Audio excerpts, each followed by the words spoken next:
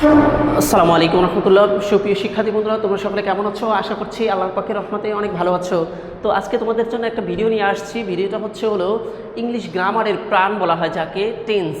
Tense না পারলে যেমন grammar first paper second paper কোনোটাই পারা যায় না, তেমনিভাবে এই টেন্সটা শেখা আমাদের অন্তত আমি মনে করি ক্লাস 5 থেকে ইন্টারমিডিয়েট পর্যন্ত এই টেন্সের জরুরি। তো টেন্স সম্পর্কে আজকে একটু সংক্ষেপে আলোচনা। তো বিষয়টা হলো, আমি যদি আলোচনা করি টেন্স কয়েক ঘন্টা লেগে যাবে। তো আমি সংক্ষেপে যেগুলো আলোচনা না করলেই নয়, সেই আলোচনাগুলো আমি এখানে নিয়ে এসেছি। তো দেখো, টেন্স মানে কি আসলে? টেন্স মানে কোনো কাজ করার সময়টাকে নির্দেশ করবে। যেমন আমি এই বিষয়টা এখন শেখাচ্ছি, এটাও একটা টেন্স। এটা কোন টেন্স? এটা বর্তমান। এটা বর্তমানকে নির্দেশ করে। যদি এই ঘটনাটাই একটু পরে হয়ে যাবে, যেমন আমি কিছুক্ষণ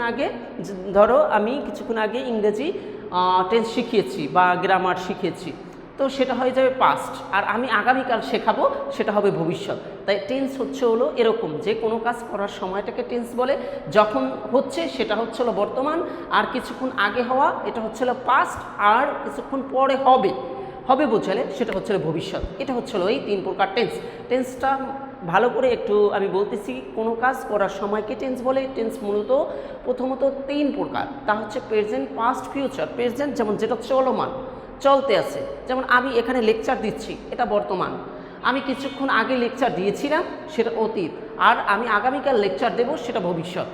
তো দেখো, এখানে আমি একটু কথা লিখেছি যে টেন্স অর্থ হলো কাল। দেখো, টেন্স অর্থ হলো কাল। কোনো কাজ করার সময়কে কি বলে? টেন্স বলে। কোনো কাজ করার সময়কে টেন্স বলে। দেখো তারপরে কি বলছে, টেন্স প্রথমত 3 প্রকার, তা হচ্ছে প্রেজেন্ট, পাস্ট, ফিউচার। প্রেজেন্ট বর্তমানকাল, পাস্ট টেন্স অতীতকাল, আর ফিউচার ভবিষ্যৎকাল। তো দেখো, এখন আমি 12টা টেন্সকে লিখছি। মোট টেন্স মোট 12 প্রকার যথা এরকম লিখছি। এখানে প্রেজেন্ট লিখছি, এখানে পাস্ট লিখছি, এখানে ফিউচার লিখছি। দেখো, প্রেজেন্টের ভিতরে বলা হয় indefinite, continuous, perfect continuous. Just আমরা খালি প্রেজেন্ট লেখাই দেবো। Present indefinite, present continuous, present perfect continuous.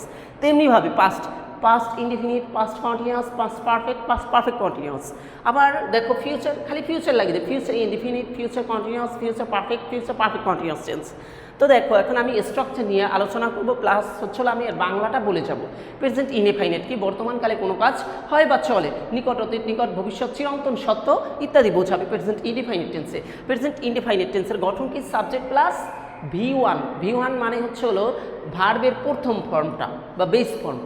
Subject plus base form, V1 বা ভার্বের বেস ফর্ম প্লাস অবজেক্ট। দেখো, এখানে আমি একটা এক্সাম্পলও দিয়েছি, আই প্লে ক্রিকেট। দেখো, এই প্লেটা হচ্ছিল কোন ফর্ম? ভার্বের V1 ফর্ম। তো V1 ফর্ম যদি হয়, তাহলে দেখো এখানে সাবজেক্ট হচ্ছে আই প্লে ক্রিকেট। তাহলে দেখো এখানে V1 ফর্ম হয়েছে কিনা? হয়েছে। তারপর দেখো, আমরা ইনডিফিনিটেরগুলো এভাবে বলে যাই যে পাস্ট ইনডিফিনিটের গঠন কি? Subject plus V2। এই কথাটা মনে রাখবা। আমরা টেন্সে অনেকভাবে অনেক রকম পড়ে থাকি। তো তারপর তো আমরা একটু এইভাবে পড়লে, শর্টকাটে পড়লে হয়তো আমরা একটু ভালো কিছু শিখতে পারবো। তো দেখো, subject plus V2 plus object.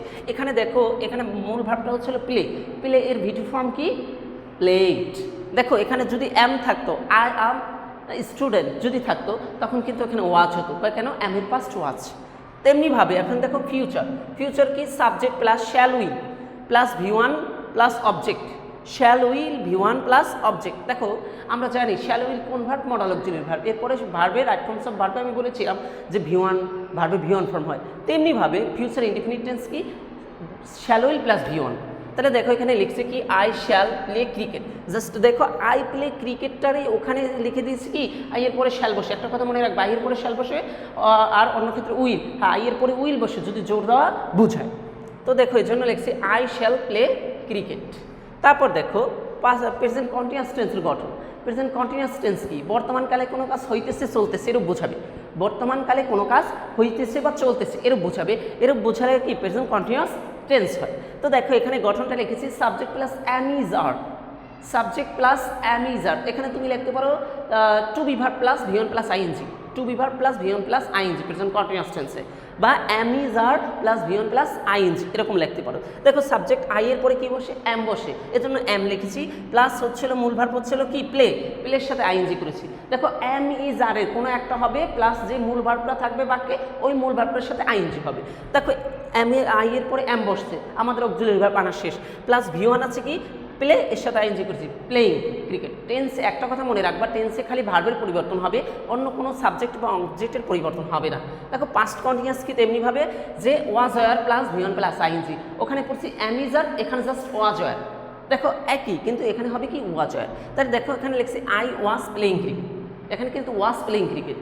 আর ফিউচারে কি, দেখো ফিউচারে হচ্ছিল গঠন হচ্ছিল subject plus shall be will be plus V1 plus ING, shall be will be. দেখো আই এর পরে কি বসে, শ্যাল বসে, এই জন্য আমি লিখছি শ্যাল, আর বি এর বি, আর হচ্ছিল মূল ভার্ব হচ্ছে প্লে, এর সাথে আইএনজি করতে হবে, প্লেইং ক্রিকেট।